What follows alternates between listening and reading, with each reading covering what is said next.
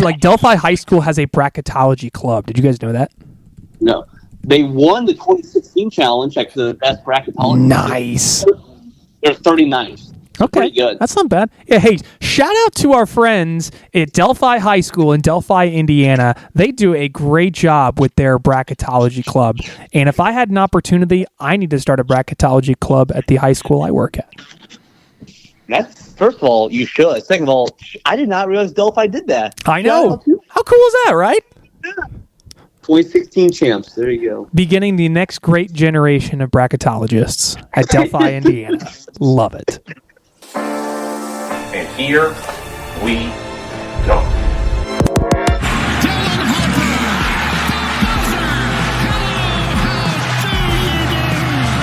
Johnson's got it to the rim. Yes! Count it! LMU wins it! Get it to Gainey. He's been the guy in the second half. Gainey on the drive. Gainey lays it up. And good!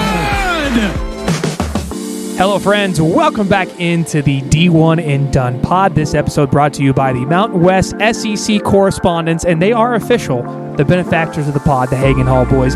You can leave us an email, by the way. We love responding to messages. We are d1anddonepod@gmail.com. You can find us on Facebook, Twitter, Instagram. We also have a YouTube page. All of our episodes are shown there. At some point, we do need to do some fun, interactive content on YouTube, like don't speak until you see a better player than Braden Smith. And no one will speak because there is no better player than Braden Smith in college basketball. And we all agree on that. Yes. Johnny. No, you weren't supposed to say anything. Hey, wherever you listen to us on the pod, whether it be Spotify, Apple Podcast, wherever that may be, make sure you leave us a review. Make sure you leave us a 5-star review. Maybe this might be a 4-star pod. Maybe we're not at our best. It's all up for discussion. Hopefully we are providing top-tier effort where we are diving on the floor for a loose ball and giving you a proper high-quality D1 and Done pod. It is Season 2, Episode 9. Yes, Nick? I mean, Zach Eating, Johnny Broom were both 3-star recruits. They sure were indeed. The last 2 National Players of the Year were 3-star recruits. Something to think about for our starters. Interesting. Well, Janai Broom hasn't won yet, but he basically has already won it at this point. He's the front runner to win it. But absolutely. So that was the voice of Nick Mills you heard. I am Robbie Donahoe. The D1 of the pod is Dusty Mills, also dialed in remotely. If this is your first time listening in, welcome aboard. We are so glad you're here. Dusty played his college basketball at the University of Kentucky and Ball State University and loves his Rider Bronx. He will ride or die with the Rider Bronx from here on out. And then Nick and I played high school basketball, and that's where it ended. But we are so glad that we can have the D1 part of the D1 and Done pod with us here today. Fellas, an interesting finals week of college hoops. We actually have a pretty decent slate coming up tonight. Normally we do the show on Monday. We were able to do it here today on a Tuesday. We got a great Tuesday slate that we will preview with you here in a little bit. But Nick, I want to start with you. Your top story from a great week of college hoops.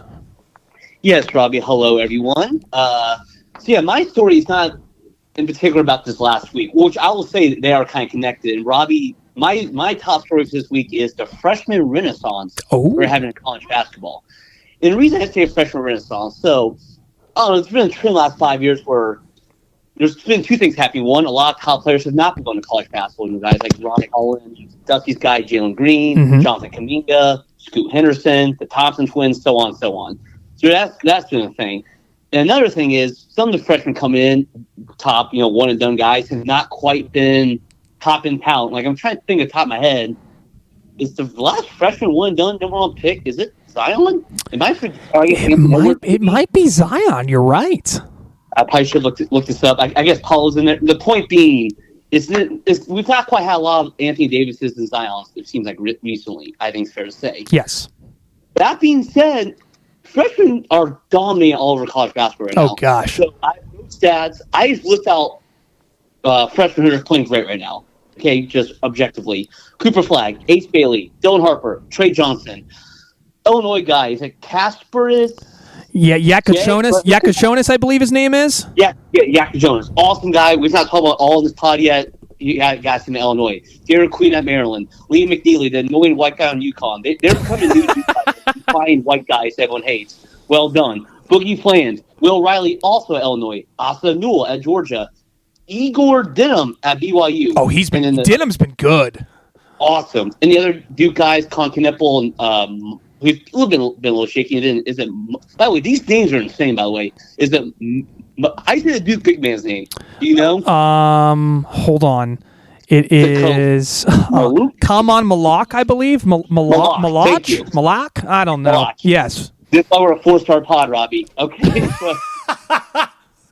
And the three guys I want to specify, I just want to shout. I don't even mention any of these guys this year. Again, I already mentioned Igor Denham, leads BYU in scoring. Mm-hmm. We talked about Austin Newell before at Georgia. He does lead the team scoring. And again, shout Illinois, Casper. I'm not going to try Yakachonis, baby. Casper Yakachonis. You could argue he's been the best freshman in the country. He's been awesome. Yes. Shout to him. And my final point on this, so according to NBA Tankathon, their top prospects, which again is not set in stone, but again, just to show where college basketball freshmen, where they rank on NBA draft prospects, okay? The top 9 are all college basketball freshmen, okay? Ooh. 11 of the top 12 are college basketball freshmen.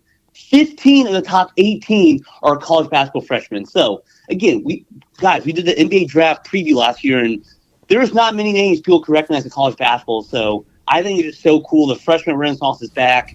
Cal can't believe he only has one of them. What a world we live in.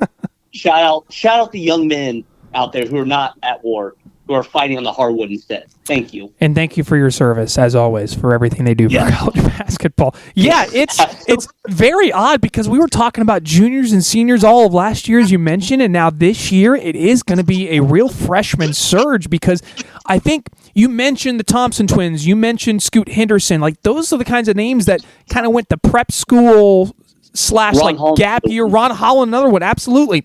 That they kind of, I don't know, not necessarily, they didn't get worse when they took that next level jump, but they almost kind of, they weren't in the spotlight if they didn't go the college hoops route. So they kind of lost a little bit of hype. They all lost a little bit of juice. So I think you're seeing the freshmen kind of from this year recognize that, and that's why they all flooded into college basketball. We're going to get into another big name on the freshman slate later on. That's going to be here in college basketball next year, Nick. But you had something else you want to mention? Yeah, I just mentioned, like, we've had guys come to college who also just quite didn't hit, like guys like Isaiah Collier and DJ Wagner last year. Yeah. Like, again, they're good. They just didn't quite have like that, like what they're doing now. Imani Bates comes to mind as well. So I think it's nice that you guys are coming in and being also great immediately too. One of my favorites is Hannah Perea from IU. Oh, yeah. Remember Patrick Baldwin going to Milwaukee? Oh, yeah. Guy? Oh, my gosh. What is he? Is he actually playing in the NBA now? I know he's a late first-round pick for the Warriors, and that's the last I've heard of him. All right, so he is currently, I'm going to give you one guess. He is where careers go to die in the NBA. Where would that place be? There's two. It's either Washington or Charlotte. You were correct on the first one. It was the Washington Wizards. He is currently with them. He's with their G League team, which, by the way, their G League team is Capital City Go-Go? What? Sure. Well, yeah. We'll go with that. Okay. Anyway, but yes, it's been fun having a great crop of freshmen now in college basketball this year. And I'll be honest, one of my favorites, I think you mentioned him. I love Derek Queen. He is he is fun to watch. Dusty, your top story from a great week of college basketball, or a storyline we should be focusing on. Can you guys hear me? Can we what? Can you hear me? You're a little muffled right now. You told me to keep my mouth closed so I could pick another player better than Braden Smith. Oh. Can I open my mouth? Yes, you can open your mouth. Thank you. I was eating my words on Braden Smith. He is a ball. Yeah, he is. By the way, Did you see 6 turnovers on Saturday? Hey, Nick. Do what? Shut your mouth. I'll mute myself. We're going to talk about Purdue later, so don't you worry. Okay, well, first of all, before I get into the basketball story, I want to give a shout to Vermont men's soccer. Yeah! Won the national title, unseeded. They're the first champion from the American East in any sport to win an NCAA title, which is amazing. That's crazy. It's the second time a team from Vermont won the national title. The ski program has 6 national titles, but I don't think it's NCAA. Correct, yeah. but shout out to Vermont soccer. That's awesome. Yeah. Oh, yes. My story from the weekend is, I do want to talk about, Utah State was my team that we posted. They're 10-0. They already beat Iowa. I'm pumped. They play San Diego State next week. Uh-huh. I think that'll be an awesome matchup to see in the Mountain West, because I do want to give my Mountain West power rankings in a bit. Oh. But my biggest thing is, Nick and I talked about this over the weekend off air, is I'm stunned looking at the SEC. Like, I'm flabbergasted. And we've talked about this before, and I try not to make a biased type podcast where we all have, even you, Robbie, like an SEC kind of love. Sure. So now 4 of the top 7 teams in the SEC, or from the SEC, we were just talking about before we hopped on that the bracketology, Auburn, Tennessee, and Kentucky all 1 seed. Yeah. Obviously, this conference is going to eat itself alive when it comes to conference play. Sure. What I was telling Nick is the crazy part is the teams, the 5 teams that are dominating it, they are. It's not like Texas and Oklahoma came in, and Texas, like in football, came in, and suddenly the Big 12 team became a top team. These are. It's not even A&M or Missouri. It is the core of the pure SEC that's running this conference right now, and it's honestly really cool to see. And they're just kicking ass out of teams, and I just think that's really cool to watch. They were 13-1 over the weekend. The SEC was, and 3-0 versus the Big Ten. That one loss was LSU losing to SMU, and LSU is at the bottom of the conference this year. But they were. And they were impressive. A&M, I got to see them firsthand. Very impressive. Tennessee winning on the road at the buzzer at Illinois in one of the ugliest basketball games I've ever watched. We're going to talk about that later. Oklahoma still undefeated. Missouri has a win over Kansas. Mississippi State has bounced back. Had to hold off a tough McNeese team later on. Ole Miss has their only losses to Purdue. We talked about Georgia as well. Florida has a big one tonight. They're still undefeated. Across the board, the SEC is just freaking loaded. The SEC might get 12 teams in the tourney. 12. Yeah, and the record's at 11 for people who don't know. That's right. Just real quick to add to everyone's point, they had a top 2 Wait. Good question. Is that Big East, I'm guessing? Yep. 2011? Sounds right, yeah. Give or take. Yeah, they had the top 2 teams in KenPom, 4 of the top 8, and do quick math. It's either 12 of the top 40 or 14 of the top 40. Goodness. Either way, just insane where they are at right now. Yeah, very impressive, and they've backed it up here in the non-conference. What were you saying? It just means more. It just means more. That it does. It's funny that we talk about the SEC because I think there is a clear divide right now in college basketball in terms of rankings. And this is my kind of story from the weekend. Auburn and Tennessee, it is 1A and 1B, and it's everyone else right now, in my opinion. They have completely separated themselves from the rest of college basketball. Now, I know everyone's going to want to vote Tennessee first because they're undefeated. They just wanted Illinois. That's great. I don't hold the Auburn loss at Duke against them because, again, it was a one-possession game late, and it's on the road, and you're playing a Duke team that was, fired up and ready to go. I'm not going to try to hold road losses against teams this year unless it's egregious, like you lose by $1 billion at Penn State, which someone might have done that recently. Eventually, they made it respectable on the scoreboard, but that's not my point. What I'm saying is that Tennessee and Auburn, I think, are just so much better than everyone else, and it's not just on pure talent. It's how they play. It's how they seem to, I guess, take control of a game. It's their mindset going into the game. It's almost like they look like they are ready to go to war every single time they step out on the floor. Iowa State is a little like that too, but I think Auburn and Tennessee are just so much more talented. And that was, for Tennessee, that was a game in Illinois where they did not get their best from Chaz Lanier. They needed Jordan Gainey to come off the bench and put up 23 for them. And they still found a way to win in a really hostile environment, which, by the way, that 10 again, we'll talk about it here in a moment, just a little bit more. But what do you guys think? Is it 1A, 1B, Tennessee, Auburn? Are we okay with that right now, or should we pick a 1 and a 2? I personally have Iowa State at second for me still. I think they're up there. But, Robbie, you make a compelling case. Auburn.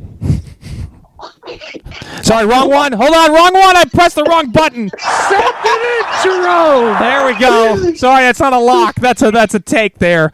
But to add to your point, Robbie, Auburn is first at KenPom offense rating. Tennessee's first themselves. I mean, I would have Iowa State above Tennessee, but again, we're kind of nitpicking here. I think you make it's a fair point, though. Dusty, are you okay with that? I know you love Iowa State. No, I mean, first of all, I think Auburn's by far the best team in the country. Yeah. I mean, I know they dropped that game against Duke, and I don't think Duke would want to play them again. No. Johnny is playing right now he's probably the player of the year to me at this point. Yeah. They just play so much swagger with such a Bruce Pearl thing. Tennessee, I think I held them at maybe 6th in my ranking. Yeah, you're a little bit. Well, I know you started off the season not even ranking them at all. So. Yeah, I mean, definitely not bullish. Let's put it that way. Sure. And it's not even the anti-Tennessee. I mean, I would say Nick dislikes Tennessee as a school more than I do. I'm kind of just indifferent. I do cheer for them in non-conference games just because I love the SEC way too much. But even the Illinois game, I know it was on the road and whatnot. I want Tennessee to prove a little more before I'm all in. But Auburn, I'm all in on. I would agree with you. And it's funny that we talk about Tennessee because I think some of their stories that stand out from the week, I talked about it and I mentioned it, the Illinois-Tennessee game, I think it is supreme irony that those two play one of the ugliest basketball games that I've seen in a long, long time. And Illinois fans and Tennessee fans have probably been the biggest whiny crybabies over the last 2 to 3 years in regards to Zach Edey playing at Purdue. So I will be honest. I think Illinois has the number one biggest whiny crybaby fans in the country right now. Those guys are just absolute. There's a lot of words I could say, but I think Illinois fans suck. Like they might be my next to Tennessee fans. I mean, it's funny how those two kind of converged onto one court, and it's like, wow, I don't like either of these teams. But I want to just go back. I want to read through some stats from that game because I still cannot believe just what I watched and what occurred from that game. Did either of you guys watch that game? I was at the Kentucky game during it, so I did not. But okay. I did watch the full-length highlights thing on YouTube. So that's what I saw the last 10 minutes. Okay. So it was 31-30 Tennessee over Illinois at the half. There were 45 free throws shot. Not in the game, but the first half. 45 free throws in the first half. They called 26 fouls in the first half. 26! Jalen Brunson's so jealous. 45 fouls overall were called. 64 free throws shot. So the number of free throws also equals the number of points that Illinois scored. When was the last time that happened in a college basketball game? Neither team shot above 33% from the field. Tennessee shot 32% and Illinois shot 29%. Not as many turnovers, but just for how much crap that Illinois and Tennessee fans have given Purdue over the last 3 years with Zach Edey and how it's unwatchable, you guys played the most unwatchable game of shooting hoops I've ever seen. And it's mind-boggling that even occurred over the weekend. Big ups to Jordan Gainey hitting that game winner, but I don't know if you guys saw the video after Jordan Gainey hit the game winner.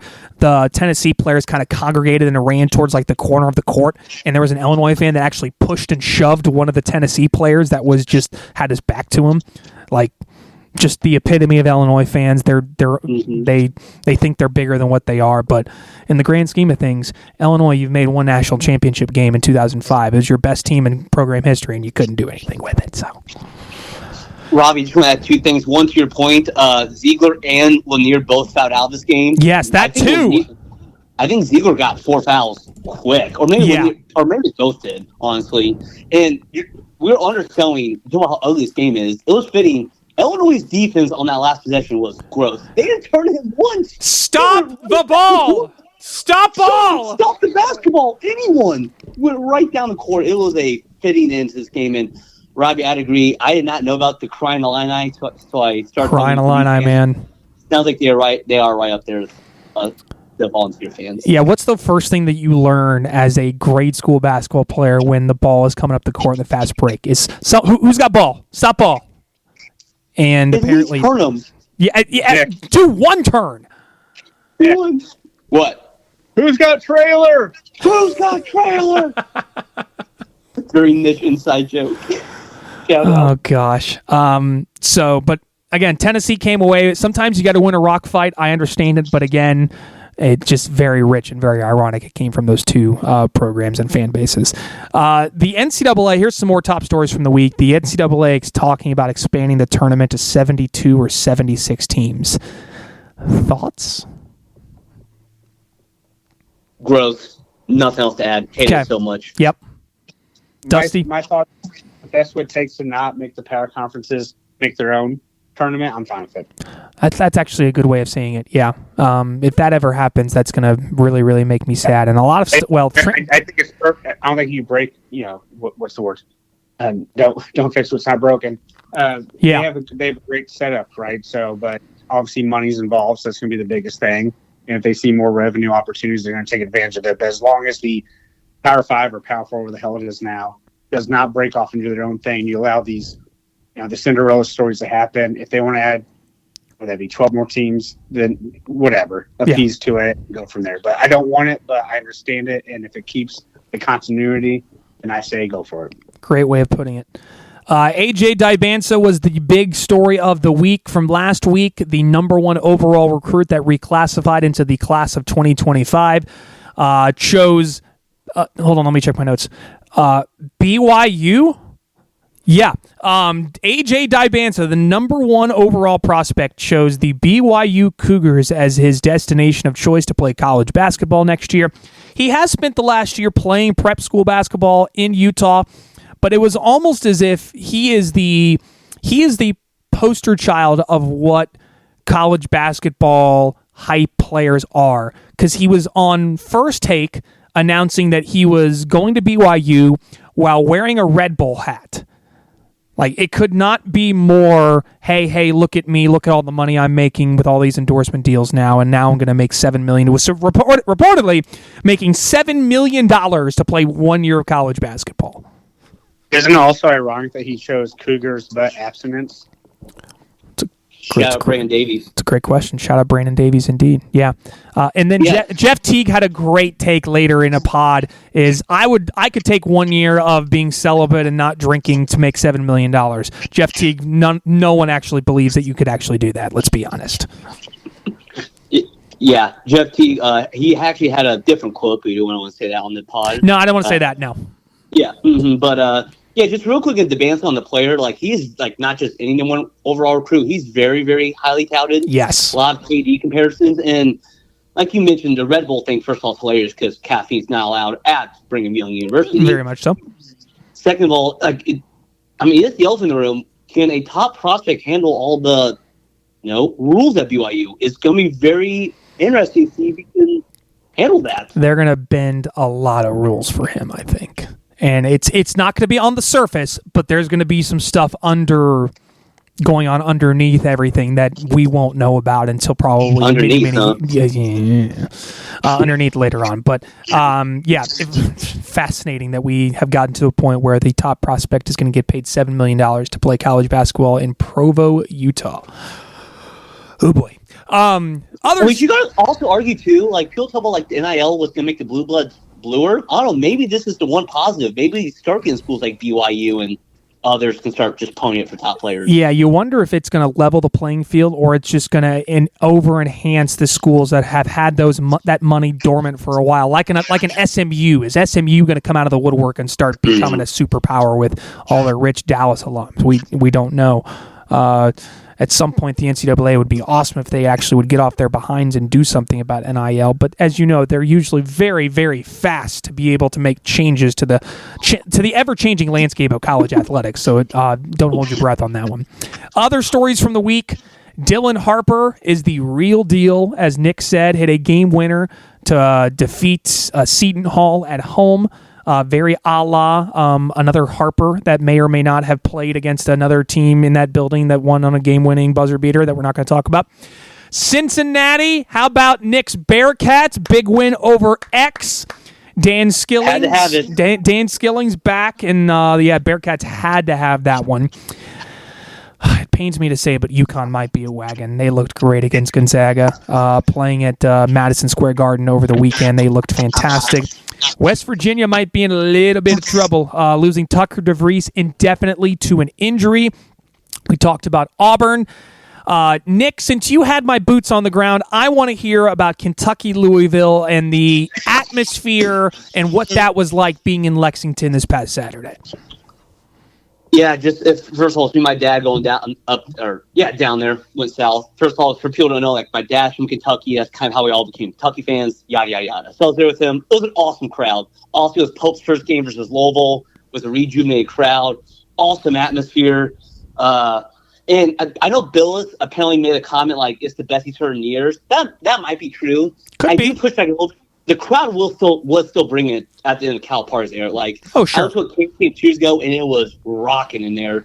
That being said, that probably was the best atmosphere in there in quite some time. It was just that good. And credit to the game itself was pretty awesome. Lamont Butler, really good game. Curry, yeah, which was amazing. 6-6 from 3, and Louisville's very undermanned. They're down to 7 rotation guys, and they brought it. Chucky Hepburn, man. Chucky Hepburn and Terrence Edwards Jr. Dude, he was good. Whoa. Awesome. I mean, yeah, Louisville, their much talked about struggles from 3 did not show up in that game. Was it 14 made threes? I believe so, yes. Which didn't we talk about it last week on the pod, how Kentucky has one of the best 3-point percentage defenses in the country? And I was scared that this was going to happen eventually, and boy, did it. It looked awesome on TV. The game environment just sounded amazing. It was awesome, but like I said, it was good for them to kind of get battle tested like that at home, right? Because like UConn Gonzaga, they were the underdogs, so it was the first time there's kind of someone nipping at their heels, and again, you're down crease up. Shout out Brandon Garrison, now public enemy number 1 in Louisville. It was an awesome Saturday. We won 14-17. L's down. And by the way, shout out the Blue Coast. They tried arresting the guy for standing up during the game. I don't know if anyone saw that story. I did hear about that. I think I saw Matt Jones mention it on KSR at some point, which is very funny. Dusty, I'll let you talk. What do you think about Kentucky's win over Louisville? Fun game to watch. Like Nick said, we were watching on TV, my wife and I, and very loud environment that I usually don't hear on TV. Even Billis was making comments about it. And yeah, obviously he's not just kind of, it's cheesy by any means. So, I mean, to him, saying something's loud is pretty impressive. I like that it was a close game. As Nick and I always joke, he may have said this, I walked away for a second. Road teams at Rupp love to drain threes. And I don't understand why. So I'm glad it was not a blowout. I'm glad it was a good, kind of bringing the rivalry back to what it was, 5+ years ago before Louisville kind of fell apart. Very fun, very good win for Kentucky. I'm glad they kind of have a full week off of Ohio State this weekend and New York City, which I'm assuming Ohio State wants nothing to do with that game. No. But yeah, it was just a fun game, and I just love how cohesive and fun this team is clearly coming together so much quicker than we could have imagined. Yeah, I would agree.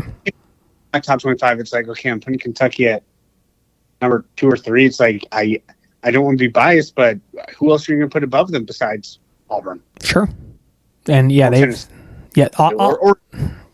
know they beat Duke, but even a Duke is up there. And as you said, UConn's crawling back, unfortunately. Mm-hmm. But Mark. All I'm seeing out of this is Mark Pope is a stud. Amazing how things can happen. From when we were talking about this, 7 months ago, when we were a little scared about the hire. It's been great. I mean, start up from the second it happened. Yeah, it's been awesome watching them offensively. They've been great, and it's amazing how much they've changed just in a short period of time. Other games and score lines from the weekend. DePaul is 8-2. Just got a really good win over Wichita State, 91-72. A little bit of Big East, old Big East flavor. Georgetown won at Syracuse. These are two very down programs. Syracuse is in a lot of trouble right now. Previously undefeated UC Irvine, the Anteaters went down at Corvallis. Oregon State beat them to knock them from the ranks of the unbeaten. How about St. Bonaventure? The Bonnies are 10-1. Dayton, big win over Marquette at home. Georgia beat Grand Canyon. Boise State beat St. Mary's. Iowa State rallied to win in Iowa City. San Francisco knocking off Loyola from the ranks of the unbeaten. IU looked miserable against Nebraska the last 10 minutes of that game. Oh my gosh.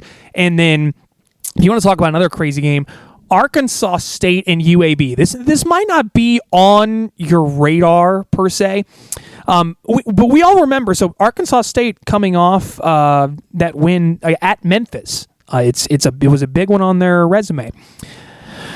UAB led Arkansas State 53-28 at halftime. They led by 25 points at home, and Arkansas State came back and won that game in OT in Birmingham. A bit of a shock. So Andy Kennedy's Blazers not having a good second season right now. And Arkansas State, that may be a team that you want to keep an eye on going forward, so watch out for them. Other results that stand out from the last few days, and I'm going to just jump into Purdue here while I am slightly aggravated and agitated.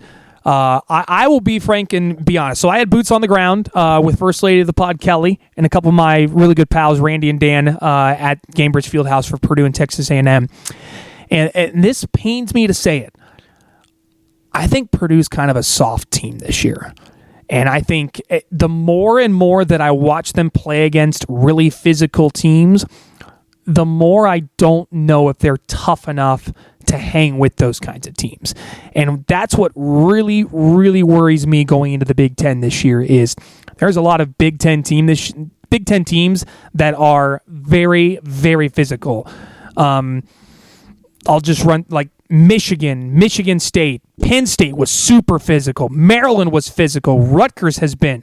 So is Nebraska, Northwestern, Illinois, Wisconsin. Even Minnesota is physical. Like those teams are going to try to beat Purdue down inside. And they could do, like you could do that against Zach Edey and everyone else could kind of just stand in the back and be able to handle it. But when you're taking on teams where you don't have that central figure that can handle the physicality or at least get beaten up on for every single game, that means that physicality is going to be pushed on to Braden Smith, Fletcher Lawyer, Miles Colvin, Cam Heide, Trey Kaufman-Wren. And I was very disappointed at how Purdue just looked somewhat soft on Saturday against the Aggies. Now, I will say the officiating was less than impressive. It was they wanted it to be a football game, and they called it that way. There were quite a large amount of missed foul calls that were not called. But I wonder going forward how Purdue is going to do against more physical teams. And I think Purdue's recipe for success, they need to get out in the fast break and try to beat teams ahead of the pack to get buckets. Because in the half court, that's where you get teams that can armbar you, that can push, that can pull, that can beat you up inside. And that's what worries me going forward about Purdue. I still think they're a top 25 team. I still think they're a Sweet 16 caliber team. I just worry about their toughness going forward. Thoughts on that? Yeah, it's similar to the point I was going to make about them, Robbie. Shout out Gary Pearson's stat, and Purdue's 3 losses this year, they have 18 turnovers per game, and the rest of their wins are 10 turnovers a game. There you go, yeah. That physicality, and because to me, other than Braden Smith, I don't really trust anyone with the ball in their hands handling pressure at all. And I think it's all kind of connected right there. So yeah, I think I'm on the same wavelength with you on that one. And it's not something that can be cleared up in the space of a season. Like that's kind of stuff that you start off and you instill in preseason. And I'm not sure that we fully did that. Now, I thought we hung tough with Texas A&M. I think A&M is going to be a really tough team down the road. I mean, A&M at one point in the second half was 7 for 13 from 3, and they're not a very good three-point shooting team in my opinion. Wade Taylor was, tossing up the shush sign when he's having what I think is to be a very mediocre season. But they beat Purdue up inside. They made some timely shots in that game. I don't know if I trust A&M going forward supremely, but they've got some good pieces. And Purdue, I think Purdue is going to be darn near unbeatable at home, but on neutral sites and away games, I worry about them and their future. So just something to consider. Dusty, any other results or anything else that you want to bring up that stood out from over the weekend? No, I was going to bring up the dogs being Sister Jean. I actually do want to give a shout out there to a player. So we're joking about the Doug Gottlieb stuff from that tweet interaction with him and oh gosh, we'll get down the funnies. Can't wait. Okay, that's probably the funny of the week. I do want to talk about a guy on Green Bay though. Anthony Roy is their leading scorer. He averages 25.7 a game. Amazing story. He started at San Francisco, then went to JUCO, played at Wenatchee Valley, then went to Langston, which is NAIA, went to New Mexico State, and now he's at Green Bay. Wow. Averages 4.4 threes a game, which is number 1 in the nation, and shoots 43% from three. And I just found that fascinating to think that he's someone that just doesn't get looked at. Anthony Roy is his name for Green Bay. So Gottlieb, if you've done anything credible, you got him. Well, we talked about him last week. He was at the center of kind of that little bit of the scandal of, why did you sit your best player? That's what happened last week. I know.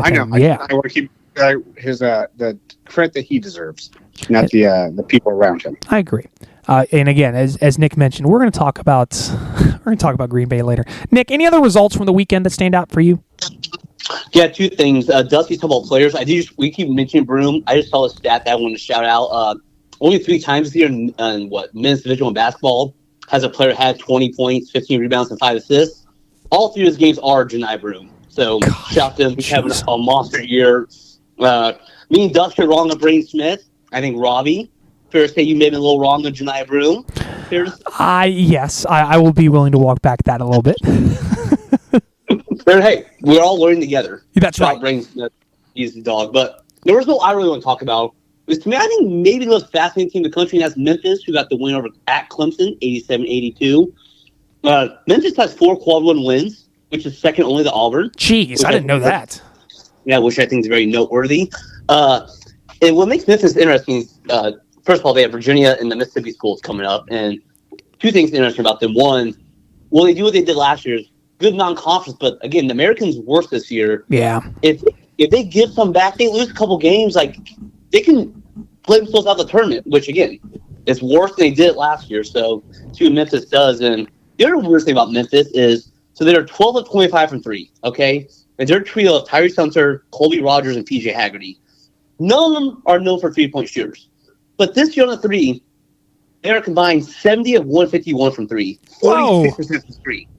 I believe Hunter's over 50% from 3, and he was mid-30s last year. Haggerty was in the 20s last year shooting from 3. Okay? They are second in the nation 3-point shooting. So I bring that up to say I'm pretty confident that's going to come back down to earth. So if they start missing threes against, Louisiana Tech or who else is in America, I don't even remember. The conferences keep changing, FIU or whatever.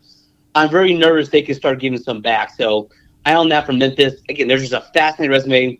4 quad 1 wins, lost to Arkansas State. Penny, who knows what's going to happen. And also on the other side, Clemson, another just non-conference loss for the ACC, which again, not a bad loss, but they just cannot just keep stacking up. Yeah, it's not going well for them. Speaking of talking about resumes, why not we talk about the most recent bracketology that was put out by our good pal Joe Lenardi, who again we still call himself a trailblazer and an OG, but maybe the time has passed him by a little bit. His 1 seeds again: Auburn, Tennessee, Iowa State, Kentucky are his 4 1 seeds. In a matchup that we mentioned that is fantastic is the fact that Arkansas is in the same bracket as Kentucky as a 9 seed. So if Arkansas beats Maryland, which I don't know, I don't think Arkansas would beat Maryland, to be honest with you. That would be interesting to see if Arkansas could play Kentucky in the second round. Kansas is a 3, Oklahoma only a 7 right now. Anything else stand out from bracketology that I'm missing? We'll talk about maybe some teams here in a moment that are maybe left out or should be in. Vanderbilt is one of those next 4 out, along with LSU, Iowa. Indiana is on the first 4 out list. So anything that I need to bring up from bracketology? Can you imagine UConn being your 4th seed? No. Oh gosh, no. Yeah, I didn't even think about that. And Furman's 10-1 right now. Yeah. Oh my gosh, that bracket. Michigan State Liberty would be the 5-12, UConn Furman, the 4-13. That may be the strongest 5-12, 4-13 coupling ever. Yeah, that's pretty wild. Jeez. And also that Lenardi would have those games in Providence, which is, you're basically just giving UConn a home game if you're doing that, which I think is ridiculous. Also, the Atlanta bracket, 5-seed Memphis, 4-seed Houston. If they played on home courts, that would definitely be a brawl. Yeah. Yeah, that kind of a game would they'd get after in that game for sure. So while we were talking about bracketology, I thought this was a good time to mention there could be some teams that we may not see come Selection Sunday that might be a little bit surprising. I want to talk about my team first. I don't think Arizona is going to make the tournament, guys. They're in big trouble right now. 4-5 overall. They're 48 in the net. Their best win is Davidson. That's it. Lost a really good opportunity at home to UCLA over the weekend. But right now, Arizona is the only team in the Big 12 with a losing record. So they're going to have a lot of opportunities with Houston, Kansas, Iowa State, Arizona State, Cincinnati. They're all on the schedule for this year in the Big 12. And so Arizona better thank their lucky stars that they have a good conference to play in the Pac-12 now. But I'm not sure Arizona is going to make it into the tournament, and that would be shocking to the talent level they have with Caleb Love and Jaden Bradley and what they have on that roster. If they don't make the tournament, I mean, that's a massive indictment on Tommy Lloyd, where his teams have really struggled to get out of the first and second rounds. Yeah, they blew a great chance, like you mentioned on Saturday. I think they're up 13 in the second half at one point. And you mentioned Tommy Lloyd. His whole thing has been great regular seasons and then awful tournament performances. So maybe he's trying the inverse. Yeah, maybe he's just trying to switch up this year. Yeah, see what happens. They play Samford on Wednesday night. Buckyball comes to Tucson. Look out. That'll be interesting. Nick, who's your notable team that could miss the tournament? My notable team, who is in the college football playoff, that they have to worry about potentially the NCAA tournament, in my opinion, that is the Ohio State Buckeyes. Oh my gosh! It's my. So you guys mentioned Lenardi. So I shouted him out last year. The thing I look at is called Bracket Matrix, which takes 140 of the best bracketologists across the country and just ranks them and compiles one great bracket. I highly recommend for everyone to check it out. So my seeds are based on that. Ohio State's 11th in that Bracket Matrix right now. Do have a winner over Texas, who's a 10 seed on that, but that's about it, all they have. To me, the word about Ohio State is they're 6-4 already. They still have Kentucky, and they have the Big Ten schedule coming up. And their last two losses have been by 24 and 38 points, and they somehow feel like they should have been worse. Okay, and when I look at the Big Ten, this is my personal opinion, no order or anything. These are just teams I like more than them, okay? Right, as we say here today, December 17th, shout Nolan against your birthday. UCLA, Michigan, Michigan State, Oregon, Purdue, Maryland, Illinois, Wisconsin. And that doesn't even include teams that I think are talented or off to slow starts, IU and Rutgers. Okay, so and for someone like me, I had them 17th in my rankings at one point. Yeah. I don't know. I just don't see with them. I think the Big Ten's going to be really tough. I mean, they beat Kentucky on Saturday. That can change everything. Beaver's first full year. I don't know. I don't like the vibes from your Buckeyes, Robbie. I guess they kind of are still my Buckeyes. I grew up an Ohio State fan. All my family's Ohio State fans. Many of them went to Ohio State, so yeah, I still have the Buckeyes near and dear to my heart. There's people that don't have Cincinnati in the tournament. Like, I'm shocked by that. Excuse me? Yeah, on Bracket Matrix, they have Cincinnati as a 9 seed, and there's multiple brackets that do not have Cincinnati in the tournament at all. Is this a subtle shot at Kyle Neptune since Cincinnati's only lost? I guess, but that was Cincinnati without Dan Skillings, and they're playing on the road. Like, give them a bit of a break there. Gosh. Yeah, that makes no sense to me. Yeah. That makes no sense. Okay, I'm glad we're on the same page there. Mm-hmm. Dusty, do you have a notable team that could miss the tournament? Oh, I know who you're picking here. No, I was not going to say the C word. Oh, you were? Oh, I'm surprised by that. Yeah, no, I'll let them just die on their own. I don't even know my final score. But I was actually, Nick mentioned, I was going to say Rutgers, actually. Oh. I mean, I think that loss against Kennesaw State may come back to bite them. Yeah. I believe. And I did pull up earlier, they have back-to-back Ivy League games coming up, which is kind of awesome. Princeton and Columbia, but one of those could be a snake bite. So, and then again, like next to Ohio State, you have the whole Big Ten schedule, so that could change quickly. But I would say unfulfilling start for them at 7-4. So Rutgers is kind of the team to see where we'll discuss late February when they have to go win their conference tournament. There you go. That's a better way to put it. I think. Hey, shout out for none of us saying IU. Shout out for what? Auburn. Shout out for none of us saying IU. Oh yeah, none of us went IU. Interesting. We're expecting the fan base this week as they prepare for. Agreed. Good point. Yes. Good point, Trev. We are. As I've mentioned previously, I wish there was a way that you could tie in a college football playoff game so neither team advanced. But if I have to pick one, I will never, ever pick Notre Dame to win anything. So, Roll Hoosiers coming up on Friday in South Bend. I would love to see it. On Rutgers, Dylan Harper, Ace Bailey, I think they're going to be too good to keep out of the tournament. I think the selection committee is not going to want those two big names to not be on that stage. But if they kind of continue their trajectory, I mean, they play at IU in their first Big Ten game in 25. And then their next three are Wisconsin, Purdue, UCLA. So Rutgers needs to be careful here, and as long as they don't completely fall off the wagon, I think they'll be okay. But I mean, they have to go to Nebraska, to Penn State, to Maryland, to Oregon, and they also go to Michigan and to Purdue. Like, the Big Ten is going to be rough this year. And I will be honest, I don't think Purdue's going to win the Big Ten. I don't know who's going to win the Big Ten, to be honest with you. It might be UCLA. I don't know. But I've been trying to find a future bet on who's going to win the Big Ten. I might take Michigan. Yeah, they seem like a good. They seem like a good value bet for what they have going forward. So there's your teams that you may want to watch out for that might miss the dance. Long way to go. Things can happen. Things can change.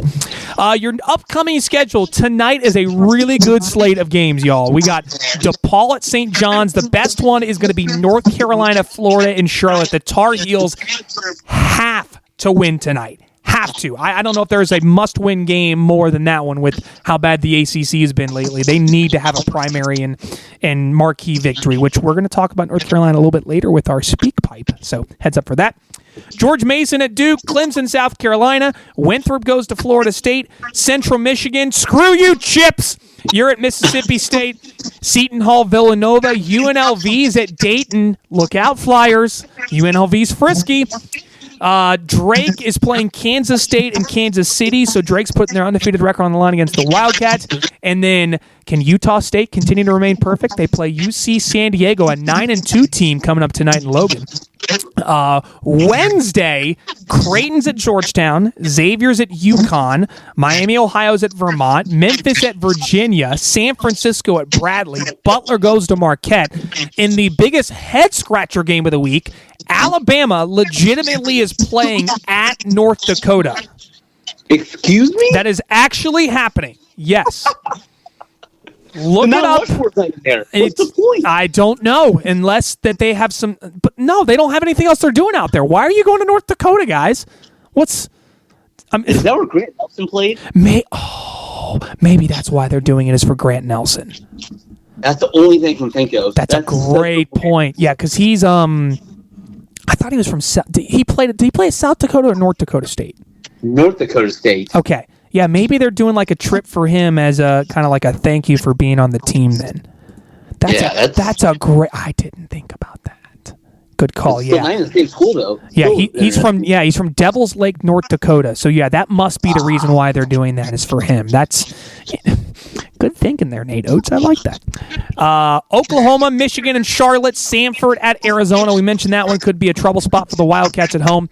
VCU's at New Mexico. Apple Cup on the court. Wazoo's at Washington. Thursday, this has a bracket buster feel kind of game. UC Irvine at Belmont is coming up on Thursday. Friday, we have Akron, Yale, and El Paso. Why? Don't ask. St. John's is at Providence. Cincinnati goes to Dayton. Dayton's got a big week this week. And those games are on Friday. Saturday, another loaded slate. I'm just going to pick out a couple of good ones here because we've got so many. Purdue, I hope, loses by less than 20 in Birmingham against Auburn. I don't have a lot of faith there. CBS Sports Classic, UCLA, North Carolina, Ohio State, Kentucky. IU gets a chance at a marquee win against Chattanooga. That was sarcastic, by the way. Butler gets UConn at home. You never know at Hinkle Fieldhouse. So a lot of good games on Saturday. Sunday, Kent State is at Alabama. That's a couple 8-2 teams playing each other. Illinois, Missouri, and St. Louis. St. Louis plays at Grand Canyon. Dusty's Brown Bears are at Kansas. So a lot of really good games on the slate coming up this weekend, guys. Yeah, great slate. There's a college football playoff out there, but still, there's a lot of great hoops, people. So don't forget about it. Don't discount the hoops. All right, on to our locks, and we are going to give. We're not going to talk about whoever Dusty went with from Sarah Lawrence last week. We're not going to do that. So we're gonna let Dusty take the Hofstra cover over Norfolk. So he's now 3-5 this year, 8-9 overall. Nick is officially over 500. He is got the Tennessee Miami under that cashed with ease. He's now 5-1 this year, 8-7 overall. People were saying last year fade Nick, and that's not happening this year.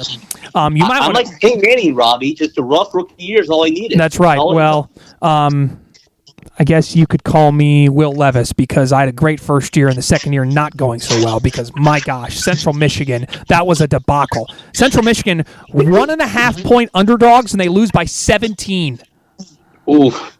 Like, that's outrageous. So I'm now 2-4 this year, 9-6 overall, but I'm going to double up this week. I'm giving you a 2-for-1 special on my lock, and I love this. I'm so confident that this is going to happen coming up on Saturday. So your double lock, Princeton is going to cover at Rutgers and take Grand Canyon to win outright over St. Louis. Those are my two locks coming up on Saturday. I love them both. I think Rutgers, you've had so much hype and enthusiasm after coming off the win over Seton Hall. Now you bring in an Ivy team that is one of the better Ivy League teams that we've seen in some time. So the Princeton Tigers, I think, cover at Jersey Mike's. And then Grand Canyon has had a rough run, just lost in Ruston last night. They're going to bounce back, and they're going to win over the Billikens of St. Louis. There's my two locks for the weekend. Dusty, I want my lock from you for this weekend/week because I know you always seem to have a good one. Well, since we are double locking, I have for tomorrow night. Okay. Toledo scores a lot of points. Ooh. Toledo plus 28.5 at Houston. Oh my gosh. The Rockets play in the Rockets Arena or City. Yeah. Ooh. Wow. Didn't think about that. 8.5 is why I have it here. Okay. And then the other one is I'm going against my Dons. Uh-oh. Bradley is sneaky good this year. Uh-huh. France tomorrow night. I have Bradley minus 2.5 at home. Ooh. Tasty. All right. A little double action there. I like it. All right, so Dusty and I are looking to make up some pace or make up some ground on Nick, who's catching us real fast. Nick, give me your lock for the week. Robbie, I do love your Princeton pick. I mean, Ivy Leaguers in the New York, New Jersey area are very dangerous. They are indeed. As we learned the last couple of weeks. Yep. Shout Luigi.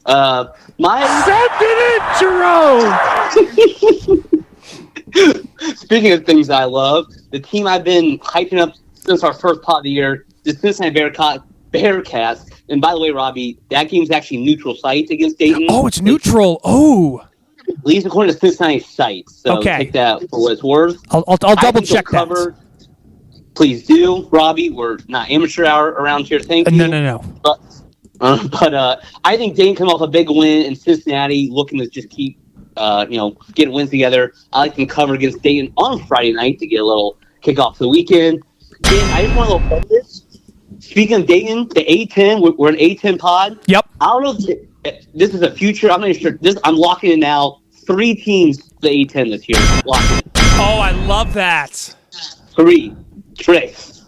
I love that. So I would assume Dayton, VCU, St. Bonaventure?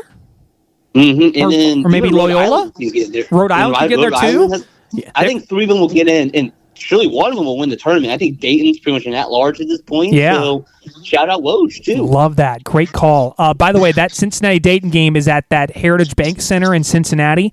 So it is technically a neutral site, even though I think Dayton is listed as the home team. But regardless, neutral site game, I think there's some opportunity there. So I agree with you. I think Cincinnati was going to cover at Dayton against Dayton as well. So good call. Thank you. All right. So there's some locks for you to take with you for the weekend. A good variety there you can go between. We mentioned a little bit about the North Carolina Tar Heels, and we haven't got a chance to talk too much about them, even though they have been a little disappointing this season. But we have an opportunity to get a question from one of our new GFOPs. His name's Christian. He is a big North Carolina fan, and he sent along this question for us to talk about North Carolina. Maybe. Let me restart it. Hold on. My question revolves around North Carolina basketball. What are your guys' thoughts on the team so far? What do you think they can do to change their rotations? Meaning, what players do you guys think deserve less minutes, and what players do you guys think deserve more minutes? And what, in your guys' minds, do you think North Carolina has to do to get back in the top 25? So, Christian, thank you for the question. I think we're going to start with the best part of that question. What does North Carolina have to do to get back into the top 25? Well, it's going to start tonight. You got to beat Florida. I think that's a great opportunity for them to get a marquee victory against a very good Florida team that's now in the top 10. But I don't know if you guys saw it over the weekend. Hubert Davis might have stumbled into a new Cormac Ryan kind of player in Cade Tyson, who had 23 points, 5 for 10 from 3, hadn't played more than 10 minutes in a game all year and played 21 minutes, and had 23 points, 5 rebounds in the win over LaSalle. I know North Carolina's been a little disappointing, but I know they have talent. Is this a team that can turn it around? I know R.J. Davis, Seth Trimble, Ellie Cadeau are 3 of the better guards you're going to find on one collective unit. What does North Carolina need to do to figure this thing out and right the ship a bit? Yeah, like shout again for the speed pipe. What's his name again? Sorry, Christian. Yeah, Christian. Shout the Catholics. But my answer is kind of boring. I think they need their stars to play better. I'm not really sure there's any adjustments to make. I mean, R.J. Davis is shooting 25% from 3 right now. Yeah, not good. You got to think that's going to get better. And like you said, maybe Cade Tyson is the missing ingredient. And, I mean, again, there's no free agency in college basketball. I mean, we have other things in college basketball, but there's no free agency. Their front court depth is just glaring. Bad. So I'm not sure how that changes, but yeah, my answer is simple. They need their stars to play better and just start collecting wins. And, like you said, beat Florida tonight. Yeah, we said it last week. Just embrace the death lineup. Go small and just deal with it. You're going to get out rebounded, but North Carolina is built to run. They've always been built to run. They've got quick guards that can get up and down the floor. I think the other thing as well that could be the maybe something that could help them is turn up the pressure a little bit. I saw them play a little, diamond and one and, 3/4 court pressure that kind of sped up LaSalle a little bit. That seemed to get them out of a rhythm. I'd say try to do that more. You've got quick guards that have good hands that can keep people in front of you. Speed up teams and see where you can go from there. I think they need to embrace kind of the hellacious aspect of what they could be with such a small team that's really fast and really quick. I like that, Robbie. I agree. Dusty, have you had a chance to watch any North Carolina? What do you think of them overall then? The 2 games I saw were actually the Dayton game, which they won, and then Auburn kind of. I mean, it was close. I think it was like a 50-point game, but I don't think it was close if you watched it. They seem to be a team. I was going to compare them to I'm a big Miami Dolphins fan, where they're eating up on bad teams. Again, aside from Dayton, just losing to good teams. Again, losses to Auburn. I'm pulling up Snap, State, Alabama, and Kansas are their others. And so, again, they have the chance against Florida tonight. They play UCLA, it looks like. Mm-hmm. And hopefully that showdown with Campbell next week can really message. But again, it's a weak ACC. It's just go in the conference and take care of business. Is the 18 conference games in the ACC, do we know? I think it's 20 now, yeah. 20. So, I mean, you got to win probably 14 of those, I would say, to be a I mean, at this point with their resume, a top 7 seed maybe at that point. Yeah. You win and lose too. So it's just winning the games you're supposed to win and beating Duke when you play them at least one time and handling business from there. I like it. So we heard about what happened at Mercer on a Monday night. Dusty, what happens at Campbell University on a Saturday night before they play a big game? Do you know? Yeah, they ride. What were you said? What'd you say? They ride Campbell's into the arena. Oh, they ride Campbell's? Yeah, not Campbell's, Campbell's. Oh, camels. They ride camels in. No, not Campbell's. Campbell's. It's a different animal. What's a Campbell? It must be a dinosaur that's formed half camel, half T-Rex. Have you never seen it? I have not. No. Okay. All right. So maybe Campbell is. What? Was it? I mean, did you say a Campbell like with a B? Like the soup. So they're riding soup cans into the Dean Smith Center coming up on Sunday. Yeah. Okay. So Mercer gets toasted before their games on Monday nights going into Tuesday, and Campbell apparently is doing some very strong stuff to ride their own soup cans into the games in Chapel Hill, North Carolina. All right. Great opportunity to flow this into talking about Nick's Funnies of the Week, because that was absolute nonsense. Nick, you have so many funnies that you can choose from. I don't know what direction you want to go in, but please, by all means, my friend, let her rip. Yeah, there's a lot of them, so let me know if I missed one, Robbie. Oh. So, I have a couple. First of all, our first nominee, where's my screenshots? Okay. Did you guys see this? Do you see this George Mason story? No. I did not read the headline, because, again, that's for chumps. The headline, an Atlanta travel agent was arrested for scamming the George Mason team out of a trip to the Bahamas. What? Yeah, I should have read this story. I literally saw it right before we hopped on. So I don't know what's going on with some travel agent that's out here trying to scam the George Mason basketball team. Or maybe it looks like they did scam. This isn't a news story. This is on the Department of Justice's website that it has like a press release with it. What? So in early 2024, the owner of Company A presented a detailed draft itinerary and a cost estimate to George Mason for a 5-day trip to Nassau, Bahamas, based in part on information that a previous person had provided. On the person that was his name's Maurice Eugene Smith. On February 26th, Smith allegedly emailed another draft to the invoice totaling $164,000 that included all transportation, and then frequently relayed information that Smith allegedly provided him the trip's cost. At one point, Smith allegedly lowered the cost, and then this continued on where Smith reserved 30 seats for round-trip flights and did not ever actually go through with this. This is incredible. He's charged with wire fraud, faces up to 20 years in prison. Oh my god. Oh my gosh. Shout out to A10, shout out George Mason. Wow. For, I guess, getting through these tough times. That travel agent, good lord. That's next level stuff right there. Jeez.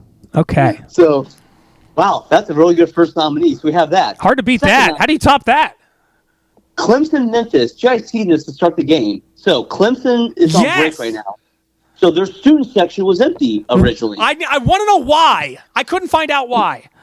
So they're on break right now. Okay. All the students are gone. So I don't even saw this. They dropped grade school kids down into the student section for the game. And what makes this funny is the kids were clearly so excited to be there. Whether it was a Memphis basket, Clemson basket, turnover by Clemson or Memphis, they were just cheering. Oh, that's it was just chaos. They were just there for energy. So shout out to grade school kids for just bringing the vibe. Shout out to the kids. Shout out to the kids. We are pro kids on this pod, I think. Careful. I think that's I know. I'm throwing on that line right there. We are pro kids cheering at basketball games. We support the youth. That's what we do. Support the youth. Shout my Scoutmaster growing up. Okay. There you go. I had to throw this bonus in. Rob, I just want to shout out our Colts. I know it's the cross sports. They're the first ever in my personal record fumble at the 1 yard line. and had the receiver throw a pick six in the same half of football. So shout out to Indianapolis Colts for being hilarious. I hate my life. But there's an easy winner here. This is kind of a run bonus away. winner. We were supposed to pod yesterday, but instead we got this perfect Twitter or X interaction between Doug. By the way, Doug Gottlieb is having a career year on the Nick Funnies. He's on here every single week. So just to give background for everyone. So basically, you need the whole story. Schefter tweets something about Mike Vick being a coach of Sacramento State. Doug Gottlieb, blah, blah, blah, said they don't have the NIL for it. Whatever. That's not the point. The point is, Adam Schefter eventually clapped back at Mr. Doug Gottlieb. Again, podcaster, radio host, and D1 men's college basketball coach at Green Bay. Right. Adam Schefter tweeted at him, quote, by the way, these are all his words, quote, "And Jesus, Doug, a 7-game losing streak in last place in the Horizon League, less time on social media, and more time in the gym," close quote. Send it, Jerome! Yes, Schefter! Just absolutely body bagged him, dude. This is... Oh, yeah, so I should have mentioned, like, Golly said Jesus Shefty first, so he sent the same thing back at him. So good. Again, he is a men's D1 college basketball coach tweeting about Sacramento State's NIL deals. Gosh. It's so good. Shout out Schefter. This was incredible. A rare Adam Schefter W. They don't happen often, but this was, and it was almost like everyone just was like, "Yep, Schefter's on board. We're on board with the Schefter hate of Doug Gottlieb." Amazing. Body bag. Amazing. Gottlieb, just be off Twitter, man. Go coach your team. No, we don't coach basketball here. We try to give you hot takes, and we fire up the hot take horn, and that's all we want to do here with Doug Gottlieb. Real quick, Dusty, you played Division I basketball. How did you feel Billy Taylor was doing like indie sports talk radio on the side? It wouldn't bother me. Honestly. Okay. What if you? Well, Dusty's a professional. Dusty's a professional, and he understands. Half you're 2-8 at practice. You see his bloodshot eyes 2 weeks ago? I'm worried about the guy. I just don't really know what they're doing behind the scenes. I know. I'm just having fun on. Yeah. I'm with you, but I'm answering honestly. I wonder if like his assistant coaches have to like start practice for him because he takes so much time doing shows. There you go, Nick. It'd be different as an assistant coach. As a player, I don't think you really pay attention. As an assistant coach, you're like, okay, so we're doing all the prep, and you're over here gas bagging all over the internet. Yeah, that sounds about right. Speaking of my low-toned voice, Dusty, it's time to turn it over to you as we gather around the fire, warm up with some hot chocolate, and listen to a wonderful story from Dusty's days of playing Division I college basketball. I have one that's going to be, in the end, kind of sad, and it's not supposed to be. It's a good insight on kind of the chaos that Division I, probably any college basketball can be. So when I was playing at Kentucky, there was a preferred walk-on that played at PRP in Louisville. His name was Kerry Benson. And Kerry was a stud. Had offered multiple D1 offers, and Gillespie convinced him. No, actually, allowed you. Tubby convinced him to come to Kentucky. And then Gillespie honored that commitment. So Kerry comes on board. Him and I became very good friends, obviously in the same class. And we had a game on November 21st that year against Liberty. Kerry played, I think I have it up here, actually. I think I pulled up. I want to say he played about 5 minutes, had 2 points. And we won the game against Liberty. And then Thanksgiving occurred. And the week of Thanksgiving, so on, let's see, as 11/24, we were playing Texas Southern, which actually got into this game myself, played 2 minutes, did absolutely nothing. But the day before the game, we were practicing at Rupp, and no one could find Kerry. And Gillespie was going to start Kerry because Gillespie was crazy and liked to make roster moves that made no sense at all, and although Kerry probably deserved it. And as practice is going on, Gillespie's cussing out all of his coaches like on the side, saying, "Where the is Kerry?" And so these 3 assistant coaches literally leave Rupp Arena, and they're driving all over campus like it's a dog hunt. Like they're gonna find him. Like you're just gonna see him walking on the sidewalk. clearly he has to be somewhere, but no one can find Kerry Benson. And so Gillespie ends up making the starting lineup just 4 players. He was so proud of it. He kept saying, no one else is going to start besides Kerry. We have 4 players starting. Oh my gosh. Someone needs to find Kerry so we have a 5th starter. Well, no one can find Kerry. So I actually left practice myself that day, and I texted him. I was like, hey, man, where are you? And he said, back home, I'm tired of playing for this asshole. And so Kerry quit the team that day. We beat Texas Southern by a ton. That's why I got into the game. And that weekend, apparently Gillespie tried to drive to Louisville to go see Kerry and convince him to come back, and Kerry said no. And that's just one of those crazy stories where it's just like the politics and the craziness of, I guess, Division I basketball makes or breaks you. Wow. And then quick shout, the reason I say a sad story, my friend Kerry actually died in a car accident about 8 years ago. So RIP, amazing person, great basketball player. But the story behind that is just, it was mind-numbing as we're practicing Gillespie's young us, watching these three coaches just sprinting out of Rupp Arena, being like, okay, I guess we're going to go find Kerry on campus. He was that important. Well, that's wow. That's the part of college basketball I don't think people realize, is that these are still kids as well. They're still making dumb Correct. decisions. So you have to kind of be prepared for that. So yeah, wow. They never do that with you, did they? Or did they just? Or they probably didn't have to. If you didn't show up, they just were like, "That's fine. We'll just move on." No, I was a little puppy. They knew I'd show up at some point.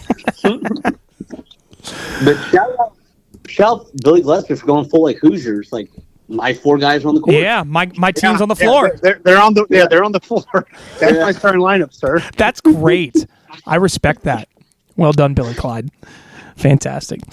All right, that will do it for today's show. We have. I know. We're getting to end of show shout-outs. I guess I'll turn it over to you, Dusty. Who do you want to shout out before we wrap things up? To Norman Shepherd. Who? Of course. Norman Shepherd. Okay, so tell us about Norman Shepherd. So Norman Shepherd gets recognized for a backstory that goes back to Butler winning the 1923-1924 AAU National Championship. So Butler has a banner in Hinkle of winning the 1924 National Championship. It doesn't even say AAU. So that year alone, there was 99 independent schools. And the Southern Conference, which would be mostly SEC and ACC schools, had 20 teams. So Butler that year was 4-7. Won 7 straight to get to 11-7, somehow got invited to the AAU tournament, and then ran through this gauntlet to win the national title. Ready? It did beat Kansas State, 25-18. Then they beat the Kansas City Athletic Club, 32-25. Then they rolled Denver, 37-21. Denver. I think Jokic was sitting out. Oh, that's and then in the AAU national title, they beat Washburn, 25-16. So, Butler was deemed the national champion in 1923-24. In 1943, the Helms Athletic Foundation retroactively made North Carolina, who was 26-0 that year, and won said Southern Conference, the national champ. And finally, after due diligence and forever, the Primo Paretta Power Poll in 1995 went back. Dear gosh. Deemed North Carolina the 26-0 national title. Or 26-0 team, the national champs. That was the same year in the Southern Tournament first round that North Carolina beat Kentucky in the first ever North Carolina versus Kentucky game. So that North Carolina team, 26-0, was coached by Norman Shepherd. So Norman Shepherd coached 1 year at North Carolina, won the national title, then shipped wind and went to China to be a sales manager. Worked for Liggett and Merritt Tobacco Company, met his wife there, and 5 years later came back to coach for Guilford, where he went 6-12. Randolph Macon, the Yellow Jackets, went 83-65. Went to Davidson, went 171-18. Ended up at Harvard, 38-82. He just Overall, after that 26-0 season, never finished higher than 4th in his conference. But God bless Norman Shepherd, and thank you for heading out east and doing some patriotic work for us out in China. Can I just say, I love that one pole switch into UNC in 1943 during World War II. Like, that was the main focus going on. That was we got to figure this out right now. And this is the priority. Speaking of, can I say one more thing that was dumb that I learned during the Army-Navy games? You know they still played every year, 41 through 45. Did they really? Yes. Yeah. I don't think I knew that. Yeah. That's awesome.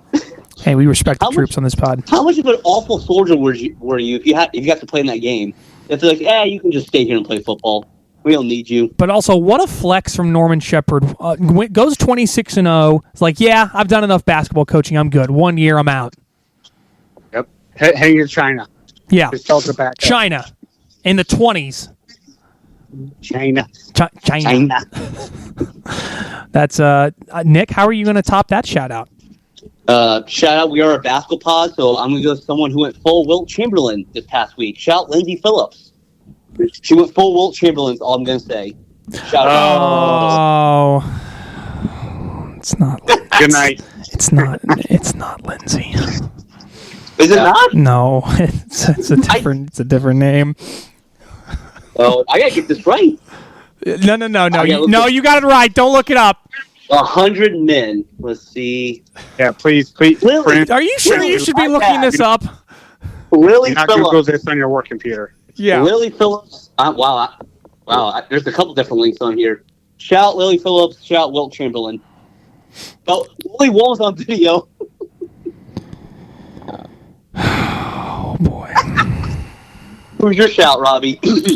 My shout out is, so this is probably going to be our last pod before Christmas, more than likely. So this is my opportunity to shout out all of you for being a part of this pod, but also if you are looking for someone to spend some time with on Christmas, or you're just maybe feeling a little alone or down during Christmas time, I kind of went through that when I was working down in Mississippi, where I actually went alone to a Christmas Eve church service just because I wanted to be around people.